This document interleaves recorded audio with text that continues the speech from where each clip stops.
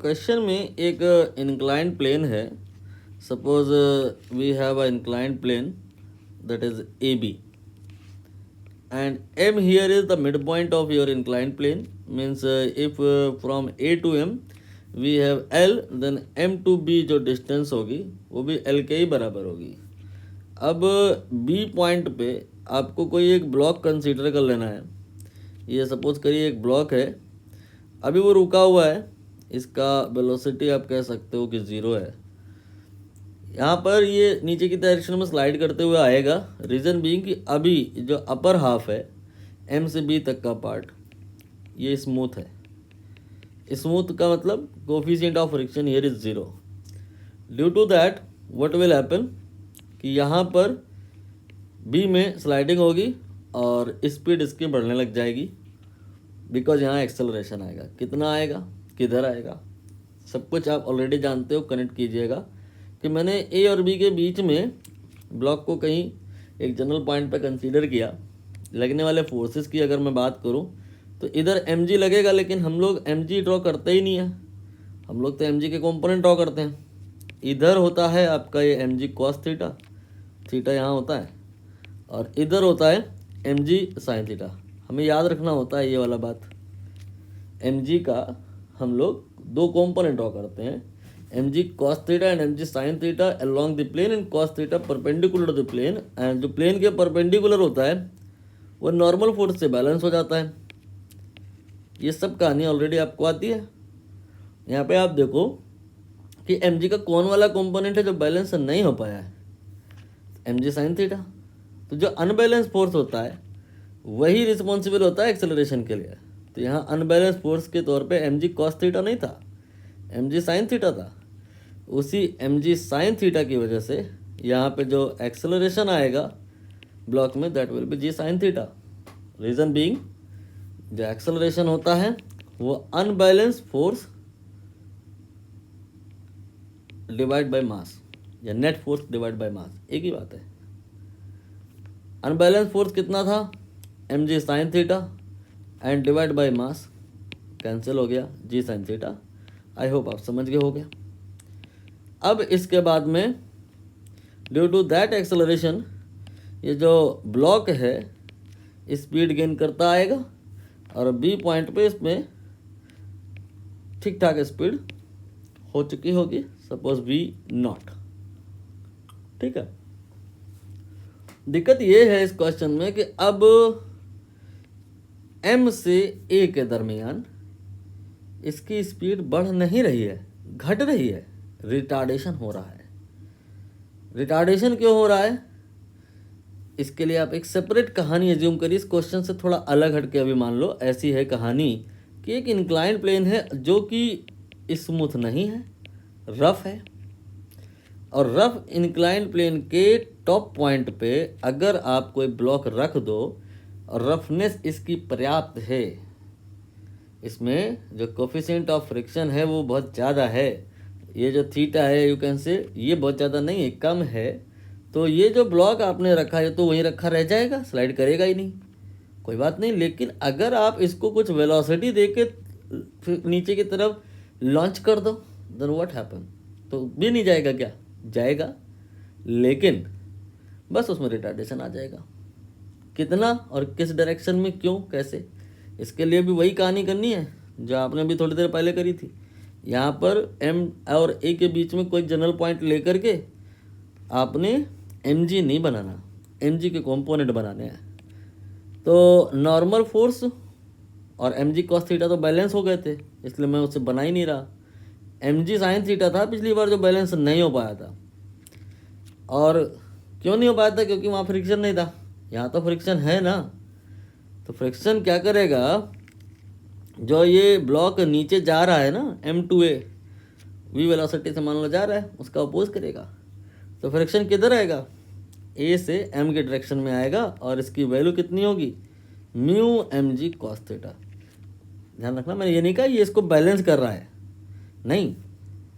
यहाँ पे फ्रिक्शन जो mu m g cos theta है निस्संदेह ज़्यादा ही होगा एम जी साइन थीटा से.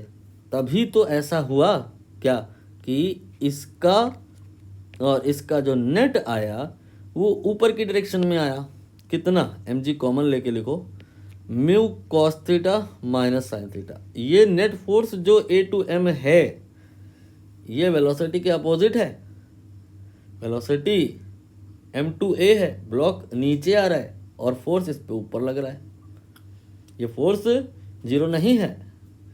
जीरो जो अगर हुआ तो फिर m टू a जब ये नीचे आएगा तो उसकी वेलोसिटी डिक्रीज क्यों करेगी? फिर तो वेलोसिटी कांस्टेंट हो जाएगी ना। तो ए पॉइंट पर बॉडी रेस्ट पे कैसे मिलेगी? और according to the question A point पर आफ्टर ऑल बॉडी जब बॉटम पे आई है तो रेस्ट पे मिली है। तो रेस्ट पे जो मिली है श्योर है कि फिर m2a बॉडी में रिटार्डेशन आया है। तो श्योर है कि mg cos थीटा जो है वो mg sin थीटा से ज़्यादा रहा होगा, तभी तो नेट फोर्स ऊपर को बनेगा। और ये अपवर्ड डायरेक्शन का जो फोर्स है ये वेलोसिटी के अगेंस्ट है, सो स्पीड को कम कराएगा। और एक्सेलरेशन कितना होगा? दैट फोर्स डिवाइड बाय मास। तो मास से डिवाइड करने का मतलब यहाँ से हमें m को हटा देना है। तो यहाँ पर आ गया g in bracket mu cos theta minus sine theta. आसान सी बात तो समझ आ गई होगी। सॉरी, आसान सी बात तो नहीं है लेकिन फिर भी समझ में आ गई होगी। अब इसके बाद में एक दूसरी रीजनिंग अप्लाई करिए। वो क्या?